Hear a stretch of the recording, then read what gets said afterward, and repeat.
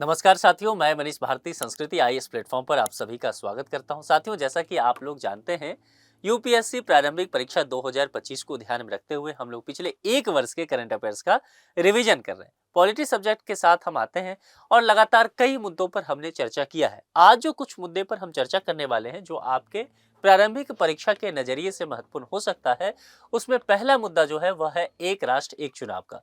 क्या मतलब होता है एक राष्ट्र एक चुनाव का? शाब्दिक अर्थ अगर देखें, यहाँ पर शब्दों पर जाए तो कहने का मतलब है देश यदि एक है तो देश के अंदर जितने भी होने वाले चुनाव हैं सभी एक ही साथ करा दिए जाए, चाहे वो लोकसभा के चुनाव हो चाहे वो विधानसभा के चुनाव हो, सभी एक साथ करा दिया जाए। इस बात को लेकर के बातें की गई और कहा गया इसके संदर्भ में कुछ बातें की गई, कमेटी बनाई गई और इसके साथ कहा गया कि 129वां संविधान संशोधन विधेयक 2024 जो है वह सरकार ने लोकसभा में पेश किया। इस विधेयक की समीक्षा एक संयुक्त संसदीय समिति द्वारा की जाएगी, जिस पर काम जो है वह चल रहा है। अब यहाँ पर इस संशोधन के विषय में जरा समझ लेते हैं। जो विधेयक लाया गया, मुख्य प्रावधान इसमें क्या क्या रखा गया। देखिए, निश्चित तौर पर अगर पूरे देश में एक साथ चुनाव होगा तो संविधान के कई ऐसे अनुच्छेद हैं जिसमें संशोधन करने की आवश्यकता होगा। उन्हीं अगर अनुच्छेद की चर्चा करें तो यहाँ पर बात किया जाएगा अनुच्छेद 82A और कहा गया कि संविधान में एक नया अनुच्छेद जो है वह 82A जोड़ा जाएगा। इसके अनुसार क्या क्या बातें होगा उसको समझिए। यहाँ पर निर्वाचन आयोग जो है लोकसभा और सभी राज्य विधानसभाओं के लिए एक आम चुनाव कराएगा, यानी कि एक ही साथ सभी राज्य विधानसभाओं का कार्यकाल लोकसभा के पूर्ण कार्यकाल के साथ जो है वह समाप्त हो जाएगा, यानी कि 5 साल का। अपने देश में तो जैसा जानते हैं कि लोकसभा का भी कार्यकाल 5 साल का होता है और तमाम विधानसभा का कार्यकाल भी 5 साल का ही होता है।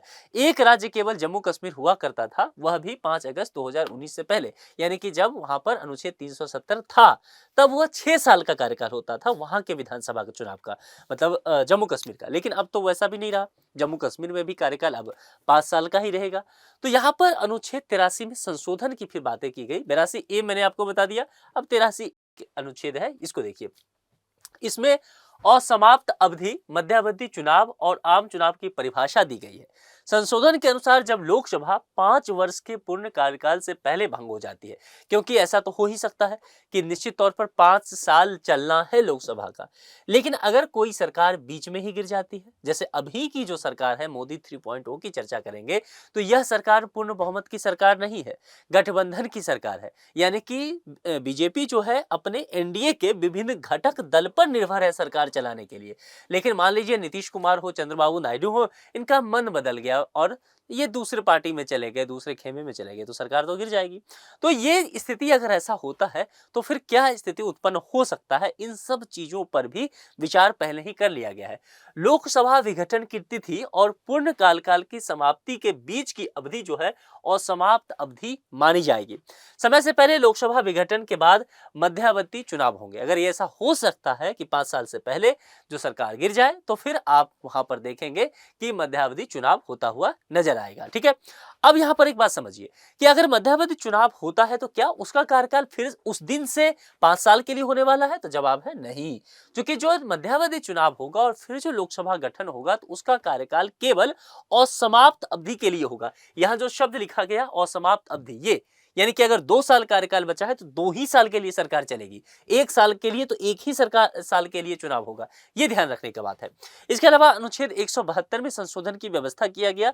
यह नया प्रावधान जो है राज्य विधानसभाओं के लिए असमाप्त अवधि और पूर्ण कार्यकाल को परिभाषित करती है, जैसे लोकसभा के लिए हुआ था। और अनुच्छेद 327 में जो संशोधन किया गया है, यह कहा गया है कि विधान मंडलों के संबंध में प्रावधान करने की संसद की शक्ति से संबंधित ये मुद्दा रखा गया है। तो देखिए, इस पर अभी काम होना है और उम्मीद किया जा रहा है कि मोदी सरकार अपने इस कार्यकाल में इस चीज को करते हुए नजर आएगी। तो आपके लिए बहुत ज्यादा महत्वपूर्ण हो सकता है, इसको ध्यान रखिएगा। इसलिए ऐसा बिल्कुल भी ना हो कि आप एग्जाम हॉल में जाए और वन नेशन वन इलेक्शन पढ़ के ना जाए। अच्छी तरह से आपके पास समझ इसकी होनी चाहिए। ठीक है, यानी कि आपको अनुच्छेद भी पता होना चाहिए और बातों को समझे भी आप, क्योंकि ऐसे प्रश्न बनाए जा सकते हैं। अब चलते हैं दूसरे टॉपिक पर, परिसीमन आयोग। अब देखिए, परिसीमन आयोग काफी चर्चा में रहा है, इसको अपने तरफ से आप 5 स्टार डाल लीजिए। क्योंकि सुप्रीम कोर्ट में किशोर चंद्र छगलन राठौर मामले 2004 में परिसीमन आयोग के आदेशों की समीक्षा से संबंधित महत्वपूर्ण निर्णय दिया गया है ना। सुप्रीम कोर्ट ने यह कहा कि संवैधानिक न्यायालयों को परिसीमन आयोग के आदेश जो हैं उसका समीक्षा करने का अधिकार है। यानी कि सुप्रीम कोर्ट जो है उस पर न्यायिक समीक्षा कर सकती है यदि कोई आदेश स्पष्ट रूप से मनमाना है या फिर संवैधानिक मूल्यों के अनुरूप नहीं है। ध्यान रखिएगा, क्योंकि पहले कहा गया कि परिसीमन आयोग के जो भी चीजें होगा उसको न्यायिक समीक्षा में नहीं लाया जा सकता, लेकिन सुप्रीम कोर्ट ने कहा कि नहीं, अगर मनमाना लगता है और संवैधानिक मूल्यों के अनुरूप नहीं लगता है, उसके खिलाफ जाता है, तो फिर समीक्षा हो सकता है। इसको लेकर के बातें की गई है, इसलिए चर्चा में आ गया है। परिसीमन क्या क्या है जरा इसको समझिए, बहुत ज्यादा चर्चा में रहने वाला है। कहा जा रहा है कि 2027 में या उससे पहले परिसीमन करा लिया जाएगा और इसके बाद देश के तमाम विधानसभाओं के जो सीट हैं उसमें अप्रत्याशित वृद्धि देखी जाएगी। इसके अलावा लोकसभा और राज्यसभा में नंबर ऑफ एमपीज जो हैं उसमें भी वृद्धि देखी जाएगी। ये अभी से ही कयास लगाए जा रहे हैं, जरा इसके विषय में ठीक से कुछ बातें समझ लेते हैं। यह लोकसभा और विधानसभाओं के लिए प्रत्येक राज्य में सीटों की संख्या एवं प्रादेशिक निर्वाचन क्षेत्रों की भौगोलिक सीमा तय करने की प्रक्रिया है। दो शब्द पर बस ध्यान दीजिए, कीवर्ड पकड़िए, ज्यादा कुछ पढ़ने की आवश्यकता नहीं है। यहां पर क्या कहा है, सीटों की संख्या, और यहां पर क्या कहा है, भौगोलिक सीमाओं की बात की जाएगी, है ना। और कहां कहां, तो लोकसभा में भी और विधानसभा में भी। ये दो पॉइंट आपको ध्यान रखना है, ठीक है। चलिए आगे बढ़ जाए। परिसीमन कार्य की जिम्मेदारी जो है उच्च अधिकार प्राप्त संस्था को सौंपी जाती है। इस संस्था को परिसीमन आयोग या फिर क्या कहते हैं, सीमा आयोग। अगर मान लीजिए परिसीमन आयोग के जगह पर सीमा आयोग आपको दिख जाए तो घबराना नहीं है, सेम बात है। अब संविधान के अनुच्छेद 82 में चलते हैं। इसके अनुसार परिसीमन का कार्य ऐसे प्राधिकारी द्वारा और ऐसी रीति से किया जाता है जिसे संसद के माध्यम से निर्धारित करे, या यहाँ पर अनुच्छेद 82 के द्वारा कहा गया है। भारत में अगर परिसीमन आयोग के गठन की बात करेंगे तो इससे पहले ये 4 बार हो चुका है, ठीक है। एक जो है 1952 में हुआ था, जब हम नया नया आजाद हुए थे, फिर 1963 में हुआ, फिर 1973 में हुआ, और फिर अंतिम वाला जो है वह 2002 में हुआ था। उसके बाद परिसीमन जो है वह नहीं कोई आयोग का गठन हुआ है। और अगर इसके विषय में कहा जाए तो यह एक सांविधिक निकाय होगा। ये इंपॉर्टेंट पॉइंट है, इसको नोट कर लीजिए। ये प्रश्न में स्टेटमेंट में रह सकता है कि क्या ये सांविधिक निकाय है, तो जवाब है कि हाँ। परिसीमन आयोग का निर्णय जो होगा वो अंतिम माने जाते हैं और उन्हें भी किसी न्यायालय में चुनौती नहीं दी जाती है। इसी पॉइंट को लेकर के मामला सुप्रीम कोर्ट में फंसा था, ठीक है। सुप्रीम कोर्ट ने यही बात कहा कि देखिए ठीक है, आपके जो भी निर्णय है वो अंतिम होगा, और आप कह रहे हैं कि न्यायालय में चुनौती नहीं दी जा सकती, ठीक है। लेकिन लेकिन ध्यान रखना है, न्यायिक समीक्षा के अंतर्गत तब वो चीजें आएगा जब ऐसा लगेगा कि परिसीमन आयोग मनमाने तौर तरीके से काम कर रहा है, या दूसरी बात संवैधानिक मूल्यों के अनुरूप नहीं है। इस कंडीशन में न्यायिक समीक्षा बिल्कुल होगा और होना ही चाहिए, ये बात ध्यान रखना है। इसके आदेशों की प्रतियां जो है संबंधित जो लोकसभा है या जो संबंधित राज्य की विधानसभा है उसके समक्ष रखी जाती है, लेकिन यहां ध्यान देना है उसमें किसी भी प्रकार के संशोधन की अनुमति नहीं होता है। ये मोस्ट इंपोर्टेंट पॉइंट है, इसको आपको नोट करके रखना है, ये पूछा जा सकता है। तो परिसीमन आयोग पर अच्छे से तैयारी करके जाइएगा, प्रश्न आ सकता है। तीसरे टॉपिक पर चलते हैं, क्या है, आदर्श आचार संहिता, model code of conduct. Model code of conduct क्या होता है, आम भाषा में बोलचाल में क्या होता है। देखिए जैसे कि अभी दिल्ली चुनाव होने वाला था, विधानसभा चुनाव, तो उससे पहले कुछ समय तक देखेंगे तो निर्वाचन आयोग के द्वारा आदर्श आचार संहिता लगा दिया जाता है। संहिता कहने का मतलब है एक कोड, मतलब विभिन्न कानूनों को, विभिन्न गाइडलाइंस को एक जगह इकट्ठा कर देना, इसी को हम लोग संहिता कहते हैं, कोड कहते हैं, ठीक है। तो यहाँ पर क्या होता है कि विभिन्न जो राजनीतिक दल होते हैं उनके जो प्रतिनिधि होते हैं उन पर तमाम चीजें जो है वो अंकुश लगा दिया जाता है कि आपको फलाने फलाने जो भी गाइडलाइंस निर्वाचन आयोग के द्वारा जारी किया जाता है कि आपको इसे फॉलो करना होगा। और आदर्श शब्द जुड़ा है ना, कहने का मतलब है कि यह आपके लिए नैतिक रूप से एक तरह से लागू करने की बात की जाती है, ठीक है। तो ये चीजें आपको ध्यान रखना है। अब इसके विषय में सबसे पहले कुछ बातें समझ लेते हैं। इसकी शुरुआत को लेकर के बातें किया जाता है। देखिए इसकी शुरुआत जो है ना वो बेहद दिलचस्प है। भारतीय राजनीति को सही से समझने वाले लोग जो हैं वह इसकी बड़ी तारीफ भी करते हैं इस चीज का, जैसे शुरुआत हुआ, क्योंकि इसकी शुरुआत जो है वह निर्वाचन आयोग के द्वारा थोपा नहीं गया था, बल्कि 1960 में केरल में जो राज्य विधानसभा चुनाव हो रहा था उस समय से इसकी शुरुआत हुआ। मजे की बात है कि जितने भी राजनीतिक दल उस वक्त 1960 के केरल विधानसभा में चुनाव में सम्मिलित थे, इन्होंने आपसी सहमति बनाया था, और आपसी सहमति बना करके निर्वाचन आयोग से कहे थे कि आप दिशा निर्देश जारी कीजिए उसका सेट, और हम लोग चुनाव में इसको फॉलो करेंगे। अब सोचिए ये कितनी अच्छी बात है। तो एक तरह से कह सकते हैं स्वतंत्र और निष्पक्ष पारदर्शी तरीके से चुनाव सुनिश्चित करने के लिए राजनीतिक दल हो चाहे उम्मीदवार हो, उनको जो है अपने आचरण पर कुछ हद तक नियंत्रण रखना पड़ता है जब तक कि वोटिंग ना हो जाए, उसके बाद मामला खत्म। भारतीय निर्वाचन आयोग संविधान के अनुच्छेद 324 से अपना प्राधिकार प्राप्त करता है। इस अनुच्छेद के तहत निर्वाचन आयोग को संसद, ध्यान देना है, संसद, राज्य विधानमंडलों, राष्ट्रपति, उपराष्ट्रपति पदों के चुनाव के संचालन, ध्यान देना है, निर्देशन और नियंत्रण, ये 3 शब्द ध्यान रखिएगा। इसके अलावा कोई शब्द स्टेटमेंट में रहता है अगर प्रश्न में, प्रीलिम्स में, तो ध्यान नहीं देना है उस पर। ये 3 ही शब्द रहेगा, संचालन, निर्देशन और नियंत्रण, अनुच्छेद 324। ठीक है, किसके किसके? संसद, विधानमंडल, राष्ट्रपति और उपराष्ट्रपति। ठीक है, हालांकि संविधान में आदर्श आचार संहिता के बारे में स्पष्ट रूप से उल्लेख नहीं किया गया है। ठीक है, यह सभी राजनीतिक दलों, उनके उम्मीदवारों एवं पोलिंग एजेंट, सत्तारूढ़ सरकार और जितने भी सरकारी कर्मचारी हैं, इन सभी पर यह लागू किया जाता है। यह चुनाव कार्यक्रम की घोषणा होने से लेकर परिणाम घोषित होने की तिथि तक जो है वह लागू होता है। यानी कि जैसे देखेंगे दिल्ली विधानसभा चुनाव का परिणाम घोषित होगा, ये खत्म हो जाएगा अपने आप। ठीक है, इस संहिता का कोई कानूनी आधार नहीं है, साथ ही इसका उल्लंघन करने पर दंडात्मक उपायों की भी कमी है, इसलिए इसको दंतहीन शेर कहा जाता है। कि शेर तो है लेकिन दंतहीन है, क्योंकि बहुत ज्यादा कार्रवाई इस पर नहीं किया जाता है इसके तहत।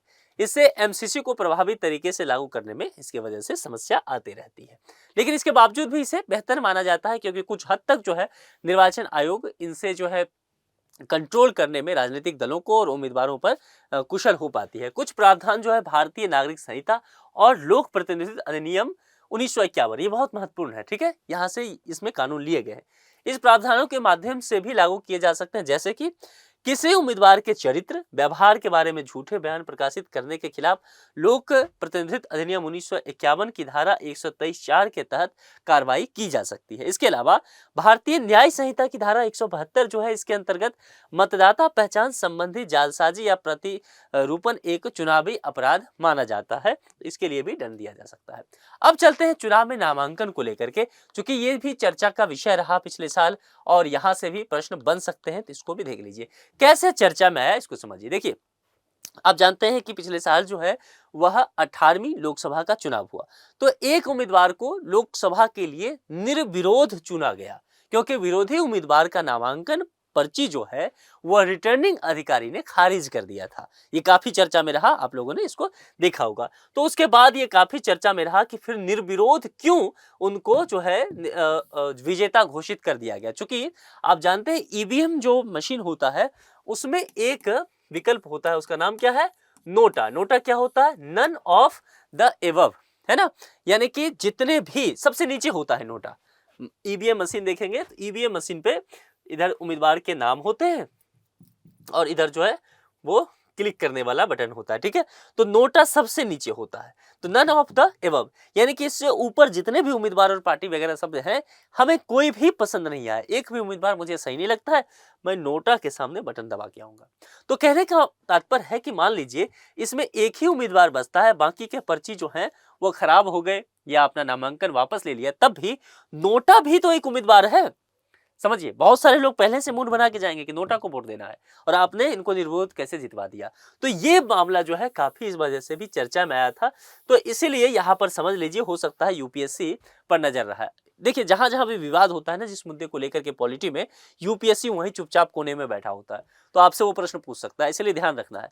लोक प्रतिनिधित्व अधिनियम 1951 की धारा 33 में वैध नामांकन के लिए आवश्यक शर्तों को परिभाषित किया गया है। क्या क्या है? किसी निर्वाचन क्षेत्र में नामांकन दाखिल करने के लिए मान्यता प्राप्त राजनीतिक दल के उम्मीदवार का एक प्रस्तावक होना चाहिए। ओके, निर्दलीय अगर है या गैर मान्यता प्राप्त दल है, इसके उम्मीदवार को 10 प्रस्तावक की फिर आवश्यकता हो गई। प्रस्तावक जो है उस संबंधित निर्वाचन क्षेत्र के मतदाता होने चाहिए, तभी वो प्रस्तावक हो सकते हैं, ये प्रावधान इसमें किया गया है। अब यहाँ पर लोक प्रतिनिधित्व अधिनियम 1951 की धारा 33 को जानना जरूरी है। ये जो सेक्शन है इसका, लोक जनप्रतिनिधि अधिनियम 1951 का धारा 33, ये बहुत ही आवश्यक है, इसको सही से जान लीजिए, क्योंकि कई जगह पर यह आपके लिए काम आएगा। इसमें नामांकन पत्रों की प्रस्तुति और वैध जानकारी देने से संबंधित प्रावधान दिए गए हैं। सुप्रीम कोर्ट के एक निर्णय के अनुसार चुनाव लड़ रहे उम्मीदवारों को उन मामलों में निजता का अधिकार है जिनका मतदाताओं से कोई सीधा सरोकार नहीं है। इसके अलावा जिसमें आपका राइट टू प्राइवेसी नहीं है, आपकी पर्सनल इस तरह की बातें नहीं है जो चुनाव से बहुत महत्वपूर्ण नहीं है, तो ये छोड़ करके बाकी सारी जानकारी जो है आपको मतदाता को देना पड़ेगा। इसी एक्ट के तहत अगर देखेंगे तो धारा 36 पर चलते हैं। इसमें नामांकन की जांच का प्रावधान किया गया है। इसमें किसी उम्मीदवार द्वारा किए गए विवरण में पर्याप्त खामी के आधार पर रिटर्निंग अधिकारी क्या कर सकते हैं, उस उम्मीदवार का नामांकन क्या कर सकते हैं, खारिज कर सकते हैं। और यही काम जो है यह किया गया था। इसको लेकर के परेशानी की बात यहां पर दिया गया और यही विवाद का कारण भी बना था। तो कुल मिलाकर के आपने देखा कि हमने इस लेक्चर में जितने भी टॉपिक चर्चा में लाया, हम लोगों ने डिस्कशन किया, वो सब जो है आपके लिए इंपॉर्टेंट हो सकता है, इसलिए अच्छे से तैयार कर लीजिए। एक प्रश्न किसी दिन के लेक्चर में आप लोगों का देख रहा था मैं, किसी आप में से किसी छात्री ने पूछा था कि मैंने एक लेक्चर पढ़ाया था एक टॉपिक, और उसमें मैंने एक लाइन बोला था कि राष्ट्रपति जो होते हैं संसद के एक अंग है। ठीक है, तो आप में से किसी ने पूछा कि सर इसको एक्सप्लेन कर दीजिए। उसको मैं बता देता हूं, समझ लीजिए। जब भी हम संसद बोलते हैं ना, तो हम लोग क्या सोचते हैं, पार्लियामेंट का हमारे मन में क्या भाव आता है कि इसमें दो अंग होगा। एक क्या होगा, लोकसभा होगा, और एक होगा राज्यसभा।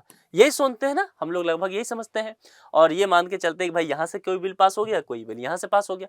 लेकिन आपने कभी देखा है कि लोकसभा से या राज्यसभा से बिल पास होने के बाद जो है वह कानून की शक्ल लेता है? नहीं लेता है। क्यों? क्योंकि हम जानते हैं वह चीज कहाँ जाता है, फिर प्रेसिडेंट के पास। आप देखते होंगे ना कि वह बिल प्रेसिडेंट के पास जाता है, मीडिया वाले गाड़ी लेके पीछे पीछे जाते हैं, राष्ट्रपति जो है वो हस्ताक्षर करते हैं, फिर वो गैजेट में प्रकाशित होता है, फिर वो धरातल पर आता है, अमली जामा पहनता है। ये प्रोसेस है पूरा। यानी कि ध्यान रखना है कि संसद के अंग केवल लोकसभा या राज्यसभा नहीं है, लोकसभा और राज्यसभा के साथ साथ प्रेसिडेंट भी है। यह प्रश्न यूपीएससी में पूछा जा चुका है, बहुत इंपॉर्टेंट प्रश्न है। जिन्होंने भी ये पूछा था उसको सही प्रश्न है, आप जो है इसको सही से समझ लेना है आपको। ठीक है, क्योंकि मैंने उस दिन एक लाइन बोला था और मैं मान के चल रहा था कि आप लोग जानते होंगे, तो आप में से किसी ने पूछ लिया था। अच्छा प्रश्न है। तो ये समझना है, कभी भी आपके समक्ष ये चीज आ जाए कि संसद के कितने अंग हैं, तो 3 अंग हैं। ठीक है, एक जो है यहाँ पर क्या है, लोकसभा। लोकसभा को हम लोग क्या बोलते हैं, निम्न सदन, यानी कि लोअर हाउस। ठीक है, और एक आ जाता है राज्यसभा। राज्यसभा को क्या बोलते हैं, उच्च सदन, अपर हाउस, वरिष्ठों का सदन भी इसे कहा जाता है ना। और प्रेसिडेंट फिर जो देश के प्रथम नागरिक होते हैं। इन तीनों से मिलकर के संसद बनता है। समझ में आया आप चीजें, मामला क्लियर हो गया? तो ये आपको ध्यान में रखना है। बाकी ऐसे ही कोई भी टॉपिक ना समझ में आए ना, तो बिल्कुल निसंकोच होकर के कमेंट बॉक्स में लिख दीजिएगा, मैं समझा दूंगा। किसी भी लेक्चर में अगर दिक्कत हो तो आप लोग कमेंट बॉक्स में लिख सकते हैं। मैं देखता हूं कमेंट लगातार आप लोगों का, और मैं उस पर आपको रिएक्ट करूंगा, आपको जवाब दे दिया करूंगा। कोई भी टॉपिक आपको लगता है कि आपको समझ में नहीं आ रहा है, आपको और आसान भाषा में समझना है, बस कमेंट में लिख दीजिए, मैं देख लूंगा, मैं आपको समझा दूंगा। ठीक है, तो आपको ये लेक्चर कैसा लगता है कमेंट करके जरूर बताइए। दूसरी बात, अपने दोस्तों तक लेक्चर को शेयर कीजिए, उन्हें समझाइए कि भाई यहाँ पर निःशुल्क ये चीजें मिल रहा है प्रीलिम्स के लिए, तो आप इसका लाभ उठा लो। आज के लेक्चर में इतना ही। अपना बेहद ख्याल रखिए। आप सभी का जुटने के लिए बहुत बहुत शुक्रिया। Thank you so much.